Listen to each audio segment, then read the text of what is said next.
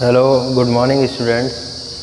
आज हम लोग क्लास 12th में फ़िज़िक्स में हमने आप लोगों को बताया था कि इलेक्ट्रिक फ्लक्स और गॉसेस थ्योरम के विषय में हम अगले वीडियो में आप लोगों को बताएंगे। तो आज का टॉपिक जो है यही है कि इलेक्ट्रिक फ्लक्स को हम किस प्रकार डिफ़ाइन कर सकते हैं और उसकी जो है उसका फार्मूला हम कैसे निकाल सकते हैं। ठीक है, तो सबसे पहले इलेक्ट्रिक फ्लक्स के विषय में जानते हैं कि इलेक्ट्रिक फ्लक्स को हम कैसे डिफ़ाइन कर सकते हैं। देखिए, इलेक्ट्रिक फ्लक्स जो होता है वो इलेक्ट्रिक फील्ड में इसकी जो वैद्युत बल रेखाओं की संख्या होती है वो उसके इलेक्ट्रिक फ्लक्स को जो है डिफ़ाइन करती है, अर्थात परिभाषित करती है। देखिए, हमने वाइट बोर्ड पर लिखा है कि वैद्युत क्षेत्र में स्थित किसी काल्पनिक पृष्ठ से संबद्ध, ठीक है, वैद्युत क्षेत्र में स्थित, क्योंकि बात इलेक्ट्रिक की हो रही है तो वैद्युत क्षेत्र जोड़ना स्वाभाविक है। ठीक है, तो वैद्युत क्षेत्र में स्थित किसी काल्पनिक पृष्ठ से संबद्ध माने जुड़ा हुआ वैद्युत फ्लक्स उस पृष्ठ से होकर गुजरने वाली वैद्युत बल रेखाओं की संख्या की माप है कितनी वैद्युत बल रेखाओं की संख्या हो सकती है, उसके विषय में हम बता सकते हैं कि जो वैद्युत बल रेखाओं की संख्या की माप होगी, कोई भी अगर काल्पनिक पृष्ठ है, ठीक है, काल्पनिक पृष्ठ से मतलब ये होगा कि पृष्ठ तो होगा, मतलब वो इमेजिनरी पृष्ठ माना जा सकता है कि हाँ इस प्रकार सा है, कोई उसकी आकार जो है उसको डिफाइन नहीं किया जा सकता। इसीलिए देखिए इसको हमने थोड़ा हल्का तिरछा बनाया गया है। ठीक, तो ये हो गई एक बेसिक सी डिफिनेशन वैद्युत फ्लक्स के विषय में, इलेक्ट्रिक फ्लक्स के विषय में। क्या कि अगर वैद्युत क्षेत्र में स्थित काल्पनिक पृष्ठ से संबंध वैद्युत फ्लक्स उस पृष्ठ से गुजरने वाली वैद्युत बल रेखाओं की संख्या की माप है। ठीक है, अब देखिए हम इसके जो है फार्मूला को कैसे डिफाइन करेंगे। सबसे पहले हमने एक काल्पनिक पृष्ठ माना है और इससे ये जो है बल रेखाओं की संख्या, ये देखिए जो ये पृष्ठ है ये एस पृष्ठ है, मान लीजिए इसका सरफेस एस है तो इसको हम एस से लिख रहे हैं। ये एस सरफेस का कोई जो है ये सरफेस है, ठीक है, काल्पनिक पृष्ठ है।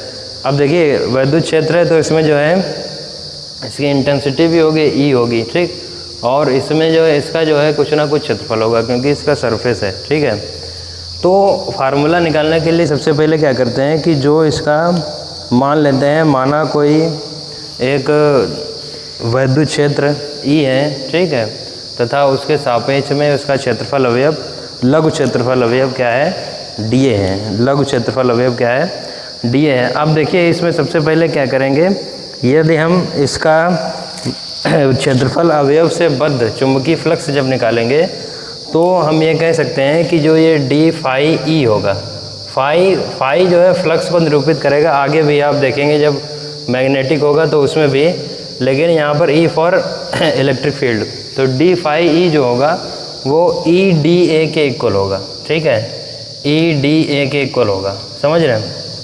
सबसे पहली चीज़ E D phi E equal होगा ई डी ए इक्वल, ठीक, तो ये पहली चीज़ होगी। दूसरी चीज़ ये होगा कि अगर हम इसके जो है इसको थीटा कोण पर घुमा दें, जो इलेक्ट्रिक फील्ड थी ई, ठीक, उसके सापेक्ष जो हमारा दिया गया था क्षेत्रफल अवयव, थीटा कोण पर जब घुमाया जाता है तो जो इसका इलेक्ट्रिक फ्लक्स निकल के आता है वो निकल के आएगा E D A cos theta. ठीक है, E D A cos theta, समझ रहे हैं कि नहीं। जो डी फाई ई इक्वल निकल के आएगा वो क्या होगा, E D A cos theta.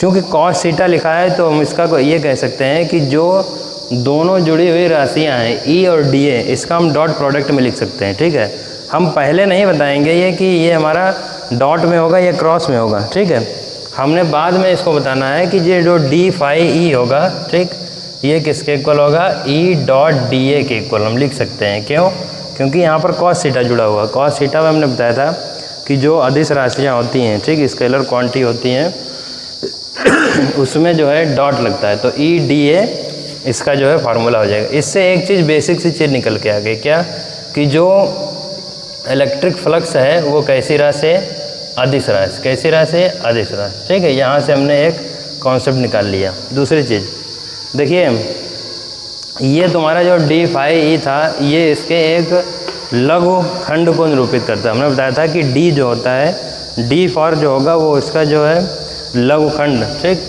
लघु खंड मतलब छोटा जो होगा भाग उसको निरूपित करता है।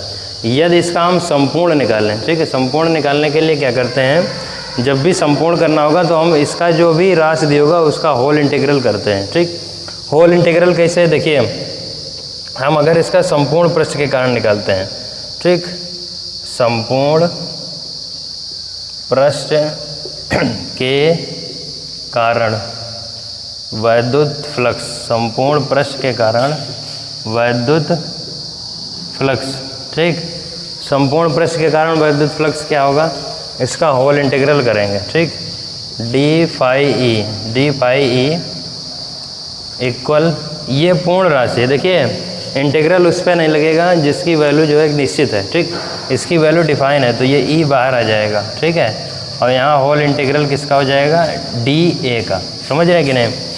तो ये हो गया कि D phi E equal E whole integral D A हमने बताया था। ये ध्यान रखिएगा, फिजिक्स वालों के लिए हम ज़्यादातर बताते हैं कि जहाँ पर ऐसा कोई रूल नहीं होता है, लेकिन जहाँ पर इंटीग्रल लगाओ डी लगाओ तो वहाँ से जो है ये उसका जो है ये दोनों हट जाएंगे, यहाँ पर फाई ई बचेगा। ठीक, ये कोई रूल नहीं होता है, वैसे हम जनरली बता देते हैं फिजिक्स वालों के लिए जो बायो से रिलेटेड होते हैं।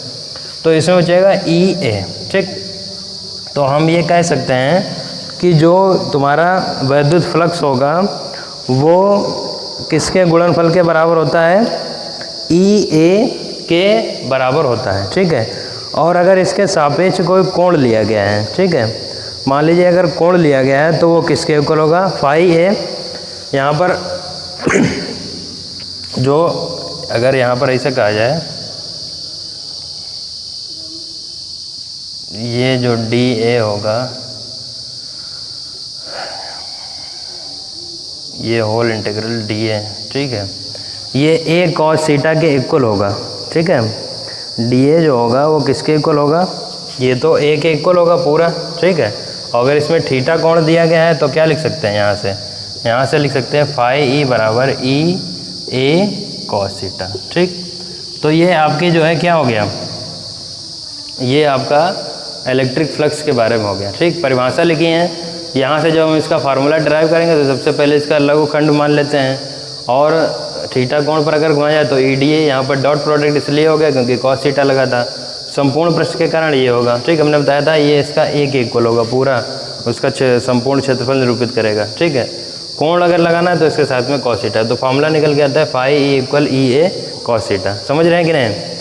तो ये आपकी जो है क्या हो गया, इसकी दूसरी डिफिनेशन भी होती है, फार्मूला बेस पर जोड़ना चाहें तो फार्मूला बेस पर भी इसकी डिफिनेशन निकाल सकते हैं। डिफिनेशन क्या होगी, इसकी डिफिनेशन ये होती है कि वैद्युत क्षेत्र में स्थित किसी पृष्ठ से बद्ध वैद्युत फ्लक्स उस पृष्ठ पर वैद्युत क्षेत्र के पृष्ठ समाकलन के बराबर होता है।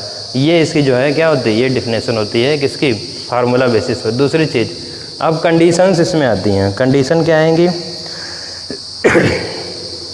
कंडीशन में ये आता है कि अगर कोई एक सरफेस दिया है, ठीक है, ये सरफेस दिया है, ठीक, और हल्का तिरछा बना लेते हैं, इसमें ऐसे सरफेस दिया है, ये सरफेस दिया है, ठीक है, और इसकी जो इंटेंसिटी जो है, जो वैद्युत क्षेत्र कह सकते हैं, वो ऊपर की ओर है। ठीक है, और इसके सापेक्ष में जो इसका क्षेत्रफल होगा, जो पृष्ठ ये एस सरफेस को दिया है, इसका जो क्षेत्रफल ए होगा वो भी इसके समानांतर है। ठीक है, अभिलंबों दोनों हैं पृष्ठ के। ठीक, तो इस कंडीशन में क्या होगा, इस कंडीशन देखिए ए और ई दोनों एक ही तरफ है। ठीक, तो इसका जब हम चुंबकीय फ्लक्स निकालेंगे तो इनके बीच में जो कोण होगा, हम ये कह सकते हैं जो थीटा होगा वो 0 के इक्वल होगा कि नहीं। थीटा जो होगा वो यहाँ पर 0 के इक्वल होगा, तो हम ये कह सकते हैं कि फाई ई जो निकलेगा वो हमने फार्मूला लिखा था ई ए कॉस थीटा, और थीटा इक्वल 0 है तो फाई इक्वल क्या लिख सकते हैं, ई ए कॉस 0, और कॉस 0 की वैल्यू जो होती है वो 1 के इक्वल, तो फाई इक्वल क्या हो जाएगा, ई ए। पहली कंडीशन ये हो गई। पहली कंडीशन में क्या है कि अगर यदि समतल पृष्ठ वैद्युत क्षेत्र के लंबवत स्थित हो, ठीक है, तो उसमें क्या होगा, थीटा इक्वल क्या हो जाएगा, 0। दूसरी चीज़ क्या होता है, इसमें थीटा 0 हो गया तो वैल्यू निकलेगी इतनी। ठीक, फाई ई इक्वल ई ए। ठीक, दूसरी चीज़ है कि अगर ये मान लो कोई एक जो है सरफेस है और इसमें जो है इंटेंसिटी हम इधर ही रखते हैं, ठीक, ऊपर की तरफ, समझ रहे हैं, और इधर की तरफ इसके जो परपेंडिकुलर यहाँ से मान लेते हैं ऐसे, ठीक, ये जो है इसका एरिया है। तो जाहिर सी बात है कि इसमें जो एंगल बनेगा वो 90 डिग्री, कितना बनेगा 90 डिग्री, और जब 90 डिग्री बनेगा तो थीटा इक्वल यहाँ पर कितना हो जाएगा 90 डिग्री, ठीक। तो कंडीशन क्या निकलेगी, फाई इक्वल ई ए कॉस 90, ठीक। कॉस 90 की वैल्यू हमको मालूम है 0 होती है, तो फाई इक्वल क्या हो गया 0, ठीक। तो ये कह सकते हैं कि अगर एरिया जो है इसका इसके अभिलंबोत समानांतर है जो सरफेस दिया था, ठीक, तो उस कंडीशन में क्या होगा, और ये जो होगी आपकी जो वैद्युत क्षेत्र ये ऊपर की तरफ है, तो इसमें एंगल जो बनेगा वो 90 डिग्री बनेगा। तो कंडीशन निकल के आएगी कि जो वैद्युत फ्लक्स होगा वो 0 के बराबर होगा। अब देखते हैं अगला टॉपिक, गॉस की थ्योरम। देखिए अगला टॉपिक है गॉसेस थ्योरम। गॉसेस थ्योरम में क्या बताया जा सकता है, गॉस की प्रमेय में वैज्ञानिक थे हमारे, इनका पूरा नाम था कार्ल फ्रीडरिच गॉस, ठीक है। कार्ल फ्रीडरिच गॉस ने वैद्युत फ्लक्स और किसी बंद पृष्ठ से परिबद्ध जुड़ा हुआ आवेशों के संबंध में एक परिमाणात्मक संबंध स्थापित किया, ठीक है।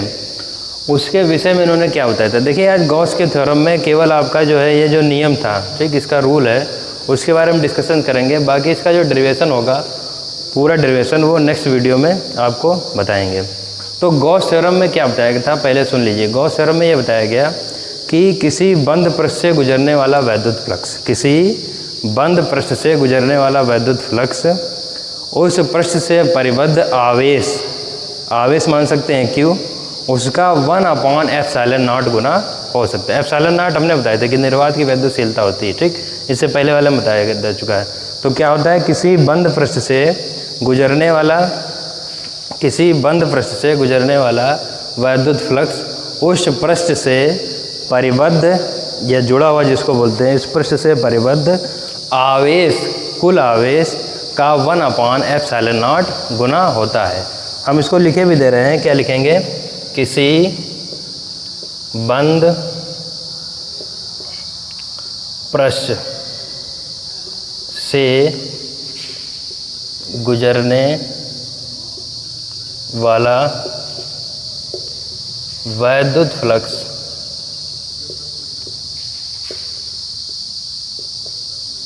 इसको मान सकते हैं फाई ई, ठीक। किसी पृष्ठ, बंद पृष्ठ से गुजरने वाला वैद्युत फ्लक्स उस पृष्ठ से परिबद्ध, उस पृष्ठ से परिबद्ध कुल आवेश Q मान सकते हैं, इसका कुल आवेश Q का 1/ε0 गुना होता है। यही जो है गॉस की प्रमेय कहलाती है, ठीक है। हमने लिखा है किसी बंद पृष्ठ से गुजरने वाला वैद्युत फ्लक्स उस पृष्ठ से परिबद्ध कुल आवेश का 1/ε0 गुना होता है। बहुत इंपॉर्टेंट है ये गॉसेस थ्योरम। इस पर जो है बेस्ड आगे के जो डेरिवेशन होंगे वो गॉसेस थ्योरम पर ही होंगे, ठीक है। तो फार्मूला इसका याद रखना, हमने बताया था कोई अगर वैद्युत फ्लक्स फाई यही है, आवेश की वह उसका 1/ε0 गुना करेंगे, तो इससे करा देंगे क्या, गुणा, तो फाई ई इक्वल क्या हो जाएगा, Q/ε0, ठीक है, समझ गए। तो यहाँ से ये हो गया। अभी देखिए यहाँ से एक चीज़ छूट गई थी कि हमने फाई ई अर्थात वैद्युत फ्लक्स की विमा नहीं बताई थी, ठीक है। तो विमा इसलिए नहीं बताई थी क्योंकि देखिए आप पूर्वत कक्षाओं में पढ़ भी चुके हैं, तो विमा निकालने के लिए कोई बहुत दिक्कत नहीं होनी चाहिए। और ये आप लोग निकाल के बताएंगे हमको कि EDA इससे जो है, इसमें जो है इंटेंसिटी की जो है विमा निकाल के रख दीजिएगा और क्षेत्रफल वाला रख दीजिएगा, ठीक है। ये जस्ट अभी याद आ गया कि जो वैद्युत फ्लक्स की विमा होगी वो आप लोग जो है निकाल के बताएंगे। तो आप इतना जो है तब तक स्टडी करिए, इसके बाद में जो गॉसेस थ्योरम का डेरिवेशन होगा उसको हम नेक्स्ट वीडियो में बताएंगे। Thank you.